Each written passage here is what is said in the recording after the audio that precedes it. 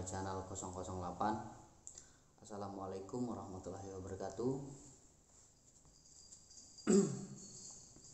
Saya ingin menyapa teman-teman dan sahabat Walet. Apa kabar? Semoga teman-teman dan sahabat Walet dalam keadaan sehat walafiat dan tidak kurang satu apapun. Nah, dalam kesempatan kali ini saya ingin membahas sedikit lagi tentang void. Ini tentang void yang tegak lurus. Tegak lurus artinya void itu seandainya ukurannya 4 meter kali 4 meter, tegak lurus dari bawah sampai ke atas, lurus. Nah, di mana pada void tegak lurus ini ada beberapa faktor memiliki keuntungan dalam sebuah gedung rumah walet. Nah, kenapa void ini harus kita buat tegak lurus? Karena menurut ilmu atau menurut pengalaman dari teman-teman saya ataupun dari orang yang udah berpengalaman dalam budidaya burung walet, posisi void itu lebih baik tegak lurus di samping kanan. Di samping kanan ketika kita masuk ke dalam gedung atau kita lihat dari dalam gedung. Kenapa harus samping kanan? Karena burung walet itu lebih cenderung ketika masuk ke dalam rumah walet cenderung terbang belok arah ke kiri. Nah, itu yang pertama. Dan faktor yang kedua yang menguntungkan void yang dibuat tegak lurus ini adalah untuk cahaya. Cahayanya tidak terlalu gelap. Nah, kenapa cahaya ini tidak terlalu gelap? Jadi di sini ada faktor atau yang mempengaruhi tentang void yang gelap atau terang. Nah, keuntungannya jika kita membuat void tegak lurus, yaitu untuk keterangannya atau ruangan void tersebut tidak gelap, karena burung ini ada beberapa faktor. Faktor yang pertama, ada anak burung baru yang bisa langsung beradaptasi ke dalam rumah walet baru atau gedung baru yang dengan kondisi gelap. Nah, ada juga burung walet, burung baru yang takut dengan kegelapan karena dia burung baru atau anak burung yang baru beranjak dewasa. Dia belum tentu berani untuk turun masuk menjelajahi ruangan rumah walet kita. Nah, ketika rumah walet kita atau void kita tadi dalam keadaan remang-remang atau tidak terlalu gelap, tidak terlalu terang, remang-remang. Nah, itu memudahkan burung walet baru atau anak burung untuk bisa turun ke lantai bawah atau lantai dasar rumah walet kita. Salah satu contohnya begini. Ketika ada anak burung baru, dia untuk mau masuk ke dalam rumah walet yang gelap, dia takut. Jadi dia hanya berputar-putar saja di rumah monyet sehingga tidak berani turun untuk menjelajahi gedung kita.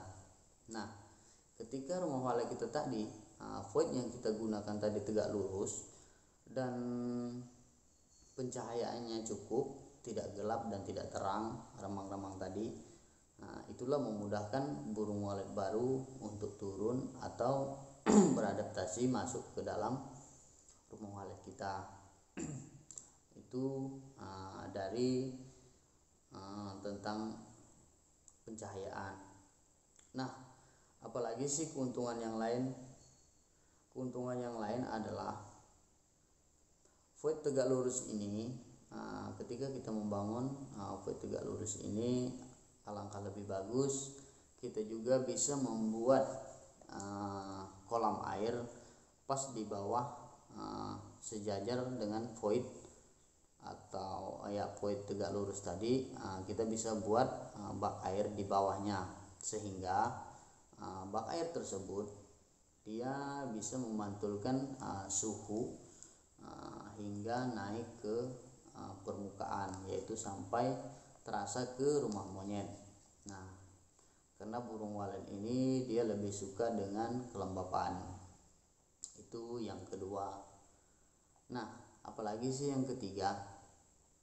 Yang ketiga adalah walet itu lebih mudah dia dengan void yang tegak lurus ini, walet lebih mudah menjelajahi lantai per lantai ruang inap rumah walet yang kita bangun. Karena fungsi utamanya void ini adalah penghubung antar lantai ruang inap kita yang kita bangun. Nah, maka di samping itu ketika kita membangun rumah walet baru,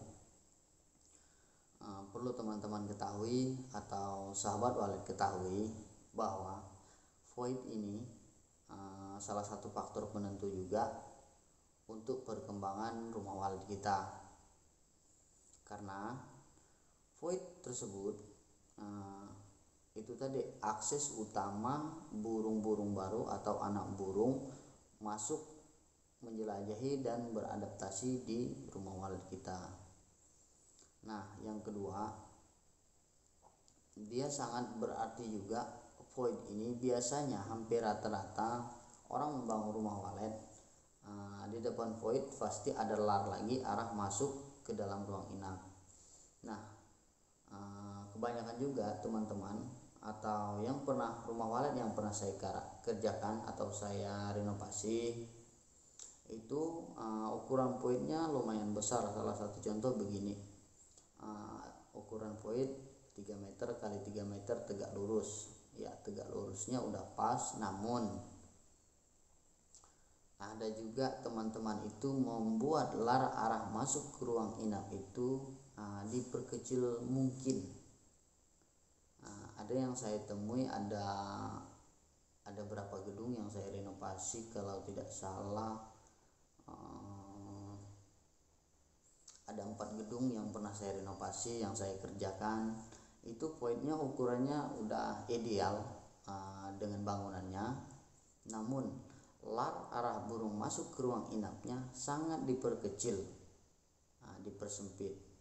Jadi dalam hal ini yang ingin saya sampaikan kepada teman-teman dan sahabat walet, ketika teman-teman udah membuat void yang udah ideal atau cukup ukurannya untuk rumah walet yang kita bangun, janganlah teman-teman mempersulit anak burung lagi untuk masuk menjelajahi ruang inap rumah walet teman-teman semuanya.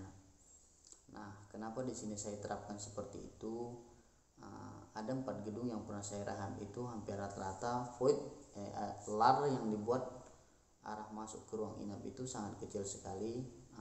Pernah saya menemui itu kurang lebih ukurannya cuma 60 cm, tingginya 80.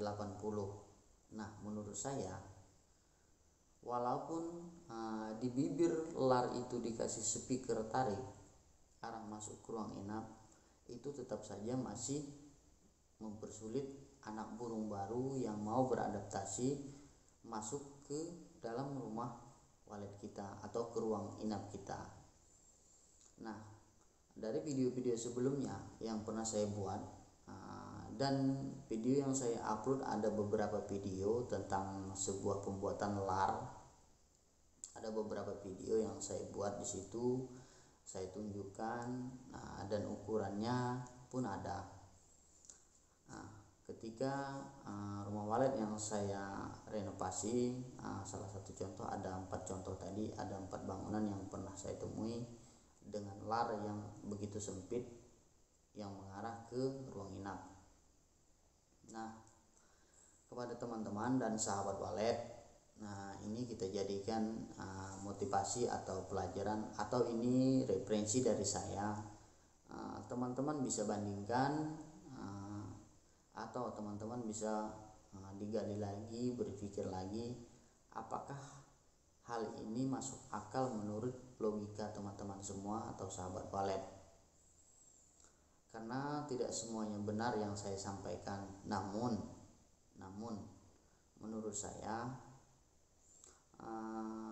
pengerjaan itu dengan mempermudah atau memperlebar lar arah masuk ke ruang inap itu sangat mempermudah anak-anak burung baru yang mau beradaptasi di bangunan walet kita.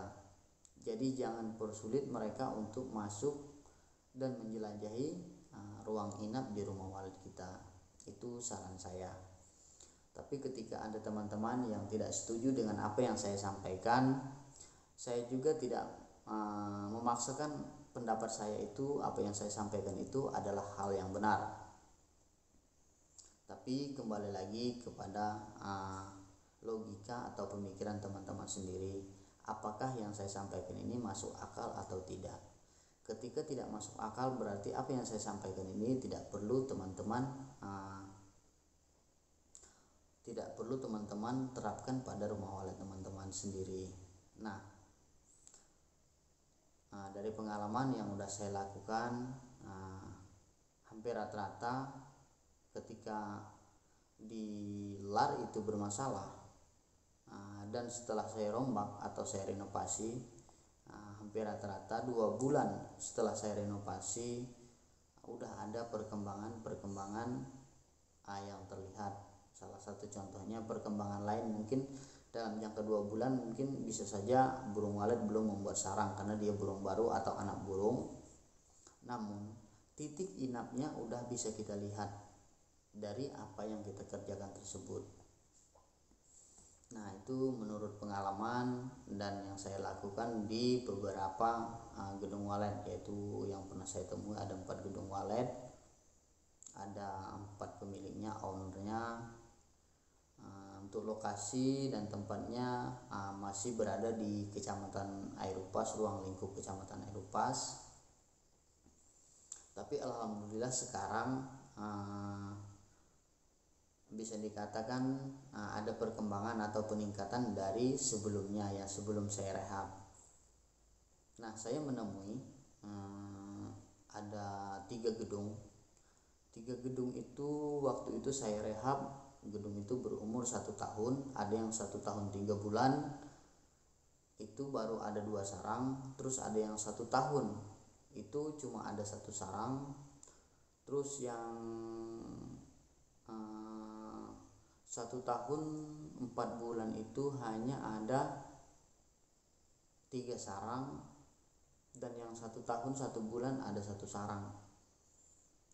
Itulah kejadian teman-teman kita atau petani walet yang ada di sini, yang waktu itu selama 1 tahun rumah walet mereka mengalami kendala, perkembangannya stagnan. Dan alhamdulillah sekarang rata-rata mereka komunikasi dengan saya masih berkomunikasi baik, dan mereka juga menyampaikan telah ada perubahan dari sebelumnya.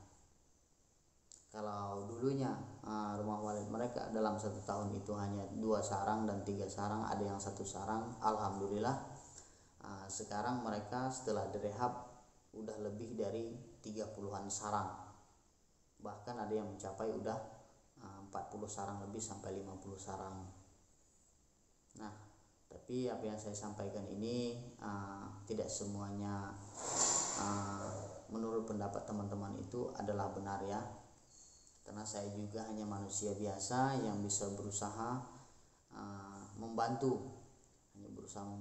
teman-teman kita yang membutuhkan bantuan saya.